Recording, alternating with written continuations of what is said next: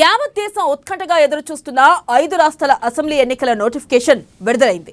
రాజస్థాన్ సహా 5 రాష్ట్రాల ఎన్నికల తేదీలను ఎలక్షన్ కమిషన్ ప్రకటించగా దేశ ప్రజల దృష్టంతా ఇప్పుడు ఆయా రాష్ట్రాలపై పడింది. మరి రాజస్థాన్లో రాజకీయ పార్టీల పరిస్థితి ఏంటి? 2018 ఎన్నికల ఫలితాలు ఎలా ఉన్నాయి? రాజుల రాజ్యంలో పాలన పగ్గాలను ప్రజలు ఎవరికి అప్పగించనున్నారు? పాత పద్ధతిని ప్రజలు పాటిస్తారా? Let's watch this story.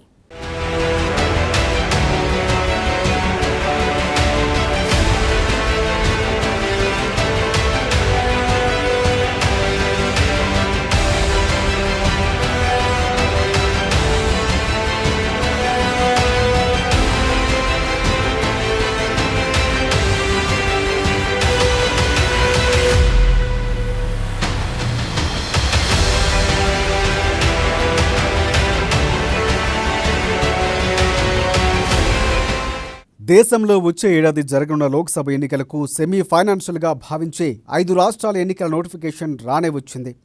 ఇక నవంబర్ 25న ఒకే విడతలో రాజస్థాన్లో పోలింగ్ జరగనుండగా డిసెంబర్ 3వ తేదీన ఫలితాలు వెలువడనున్నాయి.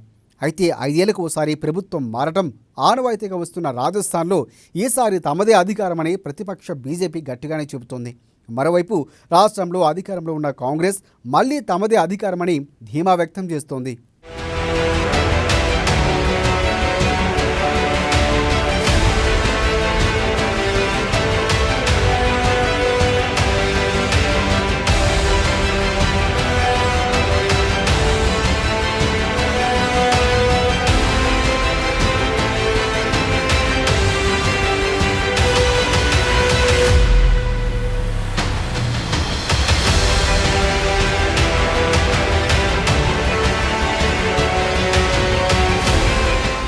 రాజస్థాన్ అసెంబ్లీలో మొత్తంగా 200 సీట్లు ఉండగా కాంగ్రెస్కు 108, మిత్రపక్షమైన ఆర్ఎల్డీకి 1 సీటు ఉంది.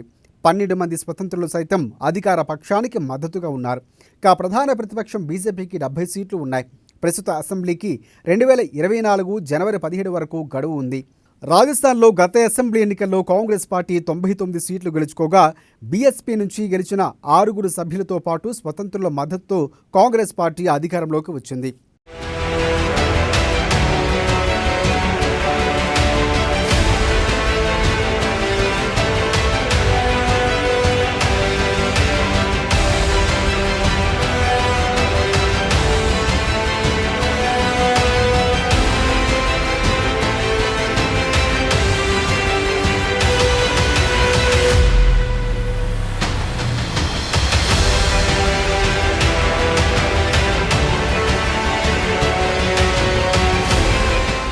రాష్ట్రంలో మరోసారి అధికారం చేజిక్కించుకోవడం కోసం కాంగ్రెస్ పార్టీ ఇప్పటికే గట్టి కసరత్తులు ప్రారంభించింది.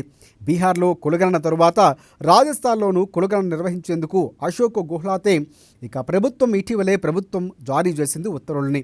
రాష్ట్రంలో 14 లక్షల కుటుంబాలకు 500 రూపాయలకే గ్యాస్ సిలిండర్ అందిస్తోంది. మరోవైపు రాష్ట్ర ప్రభుత్వం పార్టీ కలిసినట్లుగా పనిచేస్తే రాజస్థాన్లో బీజేపీని ఓడించగలమని సచిన్ పైలట్ ఇటీవలే అభిప్రాయపడ్డారు.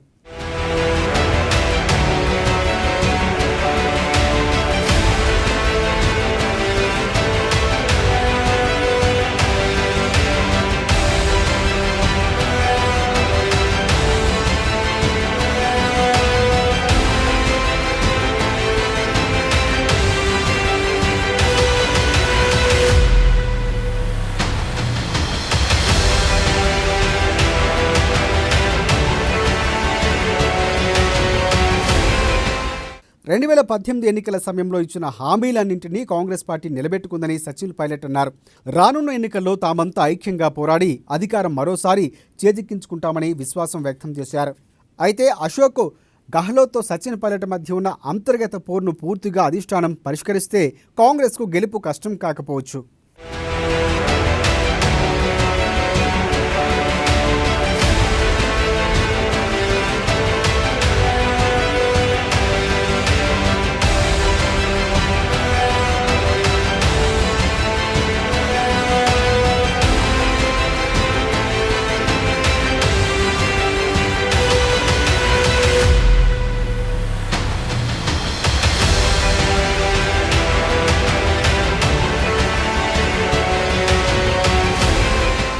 మరోవైపు 5 ఏళ్లకోసారి ప్రభుత్వం మారటం ఆనవాయితీగా వస్తున్న రాజస్థాన్లో వచ్చే ఎన్నికల్లో అధికారం తమదే అంటున్నారు బీజేపీ కూడా. గట్టి కసరత్తుల్లో ఇప్పటికే ప్రారంభించింది. ఇటీవల కేంద్ర హోంమంత్రి అమిత్ షా, పార్టీ జాతీయ అధ్యక్షుడు జేపీ నడ్డా రాజస్థాన్ నాయకత్వంతో మంత్రాలు జరిపారు. ముఖ్యమంత్రి అభ్యర్థి ఎవరన్న విషయాన్ని కూడా ప్రకటించకుండానే ఎన్నికలకు వెళ్లాలని ఈ సమావేశంలో నిర్ణయించినట్లు తెలుస్తోంది. ఇక కీలక నాయకులంతా కలిసికట్టుగా ఎన్నికలకు వెళ్లేలా ప్రణాళికలు రచిస్తోంది.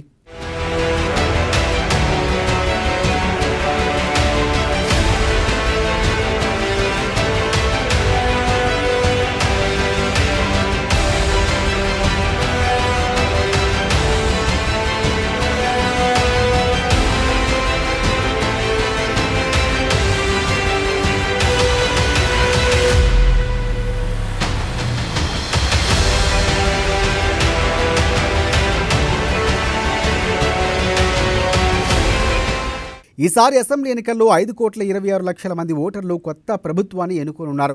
రాష్ట్రంలో మొత్తంగా పోలింగ్ కేంద్రాల సంఖ్య 51,756 కాగా ఎన్నికల్లో రాష్ట్రంలో మహిళా ఓటర్ల సంఖ్య 2,51,79,422 మంది ఉన్నారు. ఇక పురుష ఓటర్ల సంఖ్య 2,73,58,627 మంది. రాష్ట్రంలో ట్రాన్స్జెండర్ల సంఖ్య 606, ఇక వికలాంగ ఓటర్ల సంఖ్య 5,61,000 మంది.